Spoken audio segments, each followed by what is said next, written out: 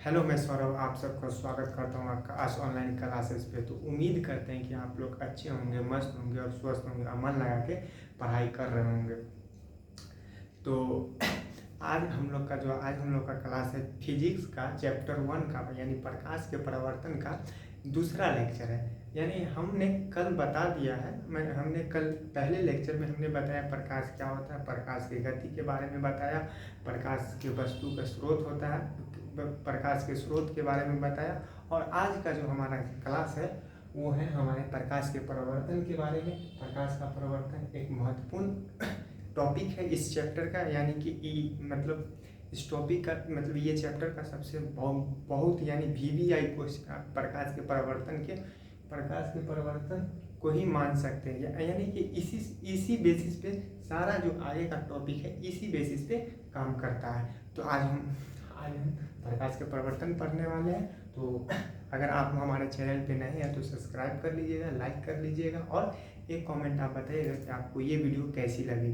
तो उम्मीद करते हैं कि आप लोग पहले लेक्चर देख के और रिवाइज करके आए होंगे, तभी आपको ये लेक्चर समझ में आने वाली है। तो चलिए आज की क्लास बिना देर किए हुए हम लोग स्टार्ट करते हैं।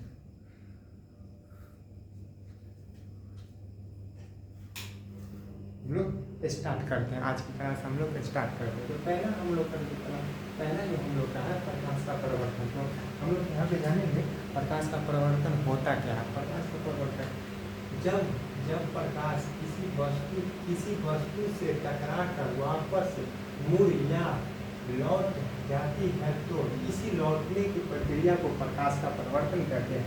जब प्रकाश किसी वस्तु से टकरा कर मुड़ या लौट जाती है तो इसी लौट जाने की प्रक्रिया को हम प्रकाश का परावर्तन कहते हैं। प्रकाश का परावर्तन इसी प्रक्रिया को लौट यानी कि आप सीधे करें, जब प्रकाश किसी वस्तु पे टकराती है और उससे टकरा के लौट जाती है तो उसे हम प्रकाश का परावर्तन कहते हैं। चलिए प्रकाश का परावर्तन एक डायग्राम के माध्यम से समझेंगे। प्रकाश का परावर्तन देखिए, प्रकाश का परावर्तन यही है। यहाँ पे एक बिंदु है जिसे हम समतल सतह का मतलब एक लाइन है, मतलब एक दर्पण है और जिससे इससे प्रकाश आ रहा है। देखिए यहाँ पे प्रकाश आ रही है और आपतन बिंदु से टकरा कर परावर्तित हो जाए, यानी कि प्रकाश एक समतल सतह पर पड़ता है, यानी कि किसी वस्तु समतल सतह या किसी वस्तु इसे मान सकते हैं, किसी वस्तु के प्रकाश आती है यानी आपतित किरण यानी आने को मतलब प्रकाश पड़ती है आपतन बिंदु पे, तो उससे टकरा कर लौटने की प्रक्रिया को देखिए यहाँ इसी लौटने की प्रक्रिया को प्रकाश का परावर्तन कहते हैं। जैसे यहाँ से एक प्रकाश की किरण आया, किसी वस्तु पे टकराया और उस वस्तु से टकरा के लौट गया और उसी प्रक्रिया को हम प्रकाश का परावर्तन कहते हैं। प्रकाश के परावर्तन के जैसे प्रकाश के परावर्तन के माध्यम घटना के कारण हम किसी वस्तु को देख पाते हैं। जैसे किसी वस्तु पे, जैसे यहाँ पर हम एग्जाम्पल लेते हैं ये बुक्स के बारे में। अगर इस बुक पे हम इस बुक को कैसे देख पाते, प्रकाश की उपस्थिति होती तभी हम किसी वस्तु को देख पाते। जैसा कि हम कल आपके पहले वाले वीडियो में आपको बता दिए कि प्रकाश की उपस्थिति में हम किसी वस्तु को देख पाते हैं। और कैसे देख पाते हैं उसका प्रक्रिया है प्रकाश का परावर्तन। तो देखिए प्रकाश वस्तु पे आया, वस्तु पे प्रकाश टकरा के हमारे आँख पे आया, तो हम इसी आँख पे आने की ही प्रक्रिया को प्रकाश का परावर्तन कहते हैं। प्रकाश आई होप कि आपको प्रकाश का परावर्तन आपको समझ में आ गया। प्रकाश के परावर्तन जो होते हैं ऐसे मतलब किसी वस्तु से टकरा के जिसे देखिए एक समतल सतह पे ये हो गया परावर्तित आपतित किरण किसी वस्तु या समतल सतह पे टकराता है और परावर्तित हो जाता है, ये हो गया। और इसका कोई रूल है, मतलब एक प्रकाश के परावर्तन का रूल है जो हम यहाँ पे जानने वाले हैं। चलिए अब हम इस प्रकाश के परावर्तन के रूल को जान रहे हैं, यानी नियम को जान रहे हैं। चलिए ये भी हो गया हमारा, ये हो गया आपतन बिंदु ये हो गया आपतित किरण। और आपतित किरण जब आपतन बिंदु पे टकराता है और लौट टकरा के लौट जाती है किरण को, उसी को हम आप परावर्तित किरण कहते हैं, यानी कि परावर्तित किरण कहते हैं। और उस पर जो आपतन बिंदु पर खींचा गया लंब को अभिलंब कहते हैं। आपतन बिंदु पर खींचा गया विलंब को अभिलंब कहते हैं। और आपतित किरण और अभिलंब के बीच के कोण, एक कोण बनता है, उसे हम आपतन कोण कहते हैं। तथा और परावर्तित किरण और परावर्तित किरण अभिलंब के बीच जो कोण बनाता है, उसे हम परावर्तन कोण कहते हैं। परावर्तन कोण कहते हैं। तो ये एक नियमित परावर्तन हुआ, एक नियमित परावर्तन। प्रकाश के परावर्तन दो प्रकार के होते हैं, नियमित और अनियमित। अनियमित कहने का मतलब ये कि ऐसे, मतलब खुरदुरा, मतलब समतल सतह नहीं, मतलब खुरदुरा, मतलब खुरदुरा या अनियमित लाइन भी इसको कह सकते हैं। देखिए, इसके अगर आपतित किरण आया और इससे टकराने के बाद एक इधर चल गया, इधर आया, कभी इसका कोई निश्चित दिशा नहीं होता कि टकरा के ये किधर जाएगा। इसी को कहते हैं अनियमित परिवर्तन, प्रकाश का अनियमित परिवर्तन। या प्रकाश के परिवर्तन दो होते हैं, प्रकाश का परिवर्तन दो प्रकार के होते हैं, एक नियमित और अनियमित। हमको अनियमित के बारे में नहीं पढ़ना है, हमारे सिलेबस में नहीं है, अभी तक बोर्ड एग्जाम में नहीं पूछा गया, इसलिए हम इस टॉपिक को हम स्किप कर सकते हैं। तो हम लोग सिर्फ प्रकाश के नियमित परिवर्तन के बारे में जानेंगे। तो चलिए अब हम लोग जानेंगे आपतित किरण किसे कहते हैं। आपतित किरण किसे कहते हैं? किसी सतह पर पड़ने वाली किरण को आपतित किरण कहते हैं। जैसे देखिए, डायग्राम के माध्यम से समझिए। देखिए, आपतित किरण किसी सतह, समतल सतह पर टकराए ना, इसी किरण को आपतित किरण कहते हैं। तो किसी सतह पर टकराने वाली किरण को आपतित किरण कहते हैं। चलिए आप लोग आपतित किरण का, और उसके बाद हम लोग परावर्तित किरण के बारे में समझने वाले हैं। किसी सतह से टकरा कर वापस मुड़ या लौट जाने वाली किरण को परावर्तित किरण कहते हैं। देखिए, किसी सतह पर टकरा गई, देखिए ये आपतित किरण आया, इस सतह पर टकराया और यही किरण फिर लौट गया, टकरा के लौट गया। तो इसी लौट जाने की प्रक्रिया को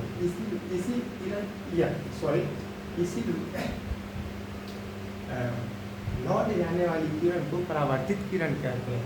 जैसे किसी सतह से टकरा कर वापस लौट या मुड़ जाने की वाली प्रक्रिया को हम परावर्तन किरण कहते हैं। परावर्तित किरण कहते हैं। अब हम लोग समझेंगे आपतन बिंदु। आपतन बिंदु किसे कहते हैं? आपतन बिंदु समतल सतह के जिस बिंदु आपतन बिंदु समतल सतह के जिस बिंदु पर आपतित किरण पड़ती है, उसे हम आपतन बिंदु कहते हैं। देखिए, समतल सतह है, ये आपतन बिंदु है, इस पर आपतित किरण पड़ती है, इस पर आपतित किरण पड़ी, इसको हम आपतन बिंदु कहते हैं। समतल सतह पर जिस बिंदु पर आपतित किरण पड़ती है, उसे हम आपतन बिंदु कहते हैं। चलिए, और उसके बाद हमारा जो है अभिलंब किसे कहते हैं? जिसे हम इंग्लिश में नॉर्मल कहते हैं, इसे हम नॉर्मल कहते हैं, इसको नॉर्मल कहते हैं। चलिए, इसका मतलब नॉर्मल। अब हम लोग अभिलंब के बारे में समझने वाले हैं। इसको पॉइंट ऑफ इंसिडेंट इसको इंग्लिश में कहते हैं। आपन उनको पॉइंट ऑफ इंसिडेंट इंग्लिश में कहते हैं। आपतित किरण को इंसिडेंट ऑफ रे कहते हैं, इसको इंग्लिश में आपतित किरण को इंग्लिश में इंसिडेंट ऑफ रे कहते हैं। और परावर्तित किरण को रिफ्लेक्टेड रे कहते हैं। सॉरी, इसको हम कहते हैं इंसिडेंट रे और परावर्तित किरण को हम कहते हैं रिफ्लेक्टेड रे। और अब हम लोग अभिलंब यानी नॉर्मल के बारे में समझने वाले हैं। नॉर्मल क्या होता है? आपतन बिंदु पर खींचा गया लंब को अभिलंब कहते हैं, तथा यह 90 डिग्री पर खींचा जाता है।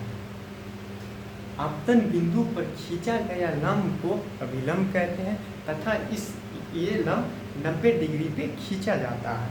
ये लंब यानी कि यहाँ पे 90 डिग्री पे खींचा गया जाता है। नॉर्मल हम किसे कहते हैं? यानी यानी कि अभिलंब किसे कहते हैं? आपतन बिंदु पर खींचा गया लंब, आपतन बिंदु पे खींचा गया लंब को हम लोग अभिलंब कहते हैं तथा ये 90 डिग्री पे खींचा जाता है। चलिए, और हम लोग समझने वाले हैं, अब हम लोग समझने वाले हैं आपतन कोण के बारे में। आपतन कोण किसे कहते हैं? आपतन कोण आपतित किरण तथा अभिलंब के बीच खींचा गया आपतित किरण तथा अभिलंब के बीच के कोण को आपतन कोण कहते हैं तथा इसे एंगल आई से सूचित किया जाता है। इसे इंसिडेंट एंगल कहते हैं, इसे हम लोग इंसिडेंट एंगल कहते हैं। एंगल ऑफ इंसिडेंट, इसको इंग्लिश में हम लोग एंगल ऑफ इंसिडेंट कहते हैं आपतन कोण को। क्या होता है आपतन कोण? आपतन कोण यही होता है आपतित किरण, जैसे देखिए आपतित किरण तथा अभिलंब के बीच के कोण को अभिलंब कहते हैं। इसको एंगल आई से सूचित किया जाता है, इसको एंगल आई से सूचित किया जाता है। आपतन कोण किसे कहते हैं? आपतित किरण और अभिलंब के बीच के कोण को आपतन कोण कहते हैं। चलिए, अब हम लोग समझेंगे परावर्तन कोण। परावर्तन कोण किसे कहते हैं? परावर्तन कोण परावर्तित